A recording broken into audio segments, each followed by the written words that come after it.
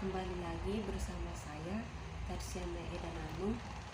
Pada kesempatan ini saya akan mengulas kembali isi review buku yang keempat dari mata kuliah Perencanaan dan Kebijakan Sosial. Pada kesempatan ini kita akan membahas buku yang berjudul Demokrasi Aneh, di mana di dalam buku Demokrasi Aneh ini kita akan membahas tentang keinginan, disforia, dan politik tubuh. Sebelum kita membahas tentang buku yang keempat dari mata kuliah ini, saya akan menjelaskan sedikit tentang asal mula kata demokrasi. Demokrasi berasal dari bahasa Yunani, yaitu demos dan kratos. Demos yang berarti bermakna rakyat atau khalayak, sedangkan kratos yang berarti bermakna kepemerintahan.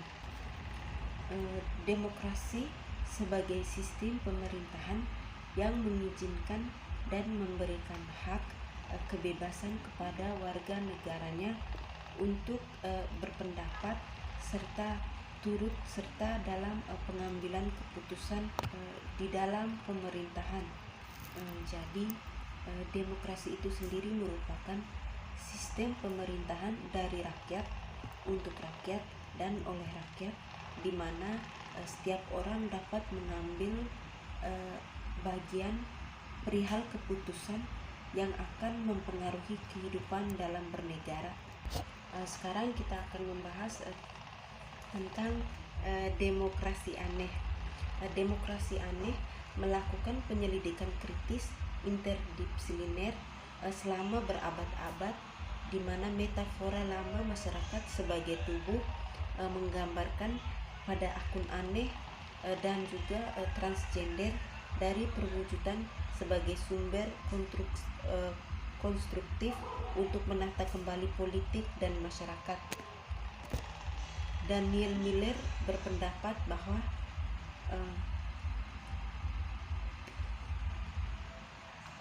metafora ini secara konsisten mengungkapkan keinginan untuk tatanan sosial dan politik yang didasarkan pada normatif imajinasi tubuh sosial, bentuk atau morfologi. Miller juga berpendapat bahwa konsepsi perwujudan di jantung metafora adalah fantasi, di mana saya ulangi lagi.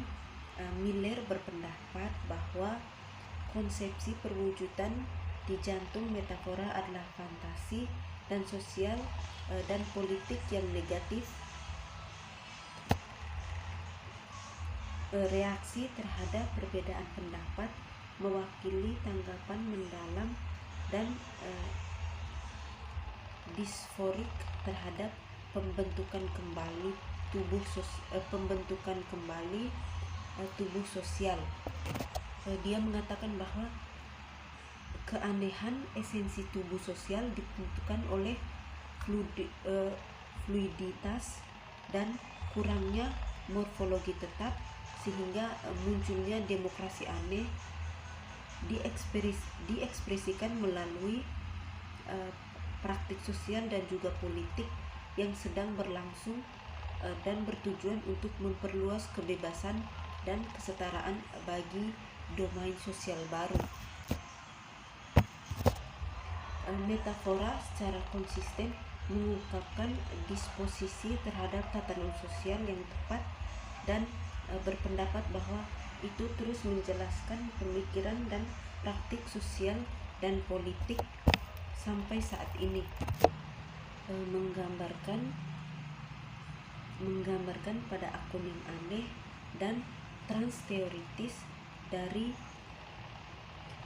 perwujudan bersama dengan analisis kritis konsep disforia gender. Saya berpendapat bahwa anggapan tubuh normatif morfologis yang memiliki diinformasikan secara tradisional metafora bersifat fantastik sehingga reaksi negatif terhadap anggota badan sosial yang dianggap tidak pada tempatnya adalah dipahami dengan baik sebagai disforik sosial di alam. Alasan bahwa mereka mengungkapkan keanehan mendasar dan morfologis fluiditas yang mendefinisikan semua tubuh termasuk tubuh sosial menunjukkan hal ini bahwa wawasan memungkinkan kita untuk membayangkan kembali metafora sosial sebagai tubuh dengan sedemikian rupa untuk mengekspresikan disposisi sosial dan politik alternatif yang berasal dari penegasan dari tubuh sosial yang aneh. Nasionalisme secara analitis dapat dibedakan dari populisme.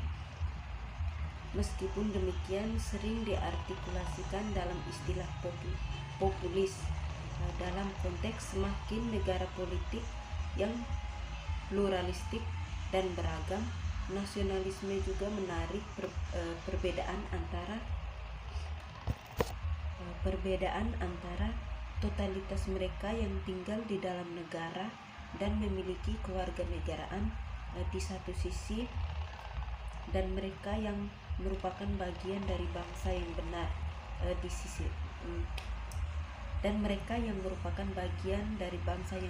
di sisi lainnya. Dengan populisme, anggota komunitas nasional sejati dan orang-orang otentik tumpang tindih mengarah pada advokasi hukum dan kebijakan yang ditunjukkan untuk formal pengucilan dan subordinasi dari mereka yang tidak dianggap sebagai bagian dari komunitas nasional dan upaya untuk melestarikan otoritas sosial dan politik mereka. Metafora sosial sebagai tubuh memberikan konsep yang ditujukan untuk memberikan konsep yang bermanfaat untuk analisis populisme dan nasionalisme, mengungkapkan keduanya sebagai ekspresi kontemporer dan disposisi untuk tatanan sosial yang tepat untuk mewakili tanggapan disporik dalam oposisi untuk demokrasi. Berbicara tentang nasionalisme, di sini kita juga akan membahas tentang nasionalisme Kristen, di mana nasionalisme Kristen merupakan bentuk nasionalisme kerakyatan yang didukung setidaknya sampai tingkat sedang oleh lebih dari setengah populasi Asia. Mengekspresikan disposisi terhadap tatanan sosial yang tepat, para nasionalisme Kristen membayangkan tubuh sosial yang tepat sebagai hierarki di alam, sehingga orang Amerika sejati menempati posisi otoritas sosial politik, sementara yang lainnya menempati posisi bawahan atau posisi dalam tubuh sosial. Tujuan dari nasionalisme Kristen di Amerika Serikat yaitu untuk melestarikan tatanan sosial yang memberikan hak istimewa kepada orang Amerika yang asli, di mana mereka mengorbankan semua yang lain, sehingga nasionalisme Kristen dengan cara yang konsisten dengan populis nasionalisme umumnya merupakan penolakan disporik demokrasi aneh. Identitas nasional Amerika tidak ditentukan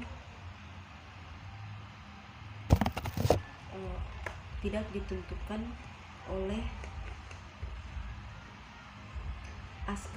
askriptif yang menggambarkan dalam nasionalisme Kristen.